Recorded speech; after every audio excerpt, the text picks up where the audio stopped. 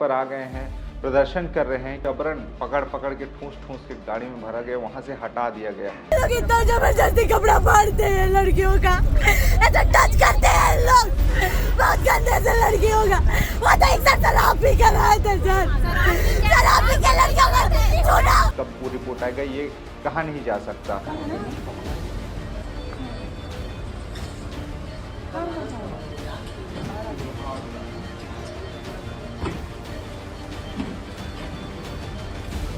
जब तक आप प्रदर्शन न करें, आंदोलन न करें, तब तक सरकार के कान में जू रेंगती नहीं है।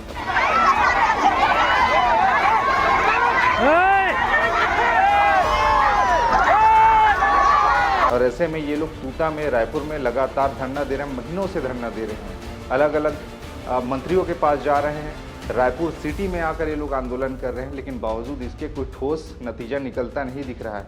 आचार संहिता में आंदोलन ये लोग कर नहीं सकते, तो अपने अपने घर ही जाना पड़ेगा।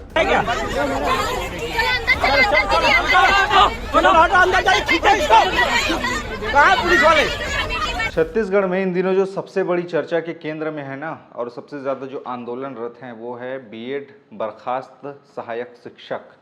जो लोग कभी नौकरी किए, सरकारी नौकरी से अब उनका हाथ धोने की नौबत आ गई। मतलब नौकरी में रहते रहते ही नौकरी से उनको हाथ धोना पड़ा, क्योंकि फैसला ही ऐसा आया कोर्ट का। उसके बाद में सरकार ने उसका पालन किया, लेकिन अब वो लोग प्रदर्शन कर रहे हैं, क्योंकि कौन चाहेगा जिस रोज़गार में आप थे, ठीक ठाक घर बार चल रहा था, वहाँ से बेरोज़गार हो जाए, वो भी सरकारी नौकरी से। और ऐसा बहुत कम होता है कि आप सरकारी नौकरी में हो और आपको नौकरी से निकाल दिया जाए। और छत्तीसगढ़ के इतिहास में ऐसा शायद पहली बार है जब इतने बड़े तादाद में किसी को निकाला गया हो नौकरी से। अब वो लोग सड़क पर आ गए हैं, सड़क पर आ गए हैं, प्रदर्शन कर रहे हैं कि भैया हमारी नौकरी बचा लीजिए, कहीं भी भर दीजिए, समायोजन कर दीजिए। लेकिन सरकार चूँ चा नहीं कर रही है। और ऐसे में इन लोगों ने कई हथकंडे अपना के देख लिए। कभी दंडवत रास्ते पर चलते हुए आए, कभी इन लोगों ने आधी रात को बैठकर अपने बच्चों के साथ, अपने परिवार के साथ बैठकर धरना प्रदर्शन देते। और बीते दिनों ऐसा ही हुआ, रायपुर के जो मरीन ड्राइव जिसे आप कहते हैं, तेली बांधा तालाब, वहाँ पर ये लोग बैठे थे और पुलिस ने काफ़ी समझाया बुझाया कि यहाँ से हटिए हटिए ऐसे करके। लेकिन ये लोग अपने अटल इरादे को लेकर बैठे थे कि हम लेके ही रहेंगे, लेकिन हटे ही नहीं। तो इन लोगों को जबरन पकड़ पकड़ के ठूस ठूस के गाड़ी में भरा गया, वहाँ से हटा दिया गया। ऐसी स्थिति इन दिनों छत्तीसगढ़ की है और ये लोग समायोजन की मांग कर रहे हैं। भले ही कमेटी बनी है, अब उस कमेटी का रिपोर्ट कितने दिन में आएगा, कैसे वो लोग नियम बनाएंगे और कब तक उसमें पारदर्शी तरीके से पालन होगा, आखिर कब वो रिपोर्ट आएगा, ये कहा नहीं जा सकता। और ऐसे में ये लोग लगातार कोशिश कर रहे हैं कि सरकार किसी तरह से सुने, क्योंकि हमारे यहाँ अभी एक परंपरा बन गई है कि जब तक आप प्रदर्शन न करें, आंदोलन न करें, तब तक सरकार के कान में जू रेंगती नहीं है। और सरकार को भी पता है कि ये लोग प्रदर्शन कर रहे हैं, लेकिन अभी तक उनके तरफ से कोई ठोस प्रतिक्रिया आ नहीं रही, जिससे ये लोग परेशान हैं, हताश हैं, निराश हैं, क्योंकि नौकरी था और नौकरी जाने की स्थिति है। दरअसल डीएड और बीएड का जो मामला है वो ये है कि कोर्ट का फैसला ऐसा है कि डीएड वाले प्राइमरी स्कूलों को पढ़ा सकते हैं और बीएड वाले बड़े स्कूलों को पढ़ा सकते हैं, यानी कि बड़े बच्चों को पढ़ा सकते हैं।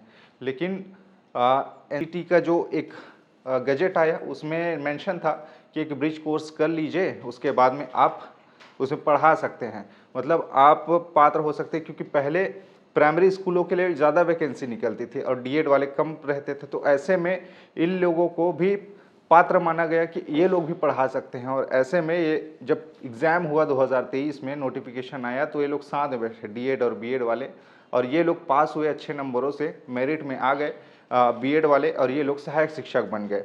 उसके बाद में कोर्ट का फैसला आया कि ये नियम के खिलाफ है और इसको निरस्त किया जाना चाहिए, इसको हटाया जाना चाहिए, यानी कि। और कोर्ट का फैसला ऐसा आया, कोर्ट का फैसला जिस दिन आया उससे पहले जिनकी नियुक्तियाँ हुई है प्राइमरी स्कूलों में बीएड वालों की, उनकी नौकरी पर कोई खतरा नहीं रहेगा, लेकिन आगामी जब नियुक्तियां होंगी तो उनकी नौकरी पर खतरा रहेगा। तो उस समय रिजल्ट आया ज़रूर था, लेकिन ये बीएड जो सहायक शिक्षक हैं उस निर्णय के आने तक इनकी नियुक्तियां हुई नहीं थी, इसलिए इनका पूरा का पूरा अधर में लटक गया। बाद में फिर डीएड वाले अपना अधिकार मानकर कोर्ट में चले गए कि साहब आपने ऐसा ऐसा निर्णय लिया था, लेकिन देखिए यहाँ पर इन लोगों की नियुक्ति हो गई है। तो सरकार को बड़ा इसमें कोशिश करना पड़ा कि इनका भी पक्ष रखा जाए और कोशिश की गई कि इनके भी पक्ष सुने जाएं, लेकिन कोर्ट का आदेश था और कोर्ट का आदेश सर्वोपरि होता है और सरकार को अंततः मानना पड़ा। बीएड वालों को हटाना पड़ा, बीएड वालों को हटाना पड़ा और डीएड वालों को नौकरी देनी पड़ी। लेकिन 1 साल नौकरी करने के बाद अब इनकी आजीविका पर संकट है, तो ऐसे में इनके लिए क्या बीच का रास्ता निकालेगी, ये सबसे बड़ा सवाल था सरकार के लिए। और ऐसे में ये लोग भी चाहते कि समायोजन हो जाए, कहीं अगर रिक्त पद होगा तो वहाँ भर दिया जाए। तो ऐसे में अब सरकार के पास चुनौती है कि इनको कहाँ भरा जाए, क्योंकि उनको भी नौकरी देना है, इनको भी नौकरी को बचाना, इनकी भी आजीविका सुरक्षित करना है। और ऐसे में ये लोग तूता में, रायपुर में लगातार धरना दे रहे हैं, महीनों से धरना दे रहे हैं, अलग अलग मंत्रियों के पास जा रहे हैं, रायपुर सिटी में आकर ये लोग आंदोलन कर रहे हैं, लेकिन बावजूद इसके कोई ठोस नतीजा निकलता नहीं दिख रहा है।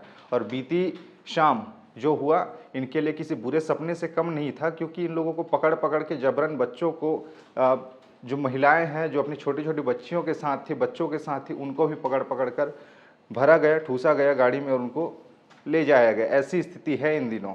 यानी इनका क्या होगा क्या नहीं होगा ये भगवान भरोसे है, क्योंकि सरकार अभी तक इसमें कोई ठोस कार्रवाई करती दिख नहीं रही। अब चूंकि नगरीय निकाय चुनाव और पंचायत चुनाव होने वाले हैं, ऐसे में आचार संहिता भी अब लग ही जाएगा, आज लग जाएगा या कल लग जाएगा। तो इनके लिए अब आंदोलन करने की और कोई वजह हो नहीं सकती, क्योंकि अब आचार संहिता में आंदोलन ये लोग कर नहीं सकते, तो अपने अपने घर ही जाना पड़ेगा।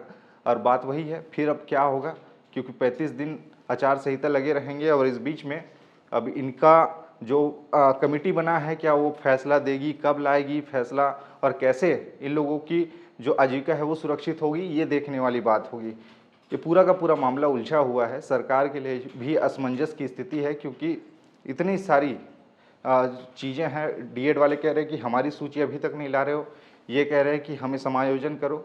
मतलब सरकार के लिए भी बड़ा असमंजस की स्थिति है और बीच में यहाँ पर पूरा का पूरा रेफरी और एम्पायर की भूमिका में इन दोनों टीमों के लिए सरकार ही है। क्या निर्णय लेगी, अंतिम फैसला उसी का है कि वो क्या करती है। खैर, इस पूरे मसले पर विचार आपके क्या बताइएगा, क्योंकि मामला बहुत बढ़ चुका है और अब आचार संहिता लग रहे हैं, तो ऐसे में आगे क्या होगा इनका, ये भी बड़ा सवाल है। क्या सोचते ज़रूर बताइएगा।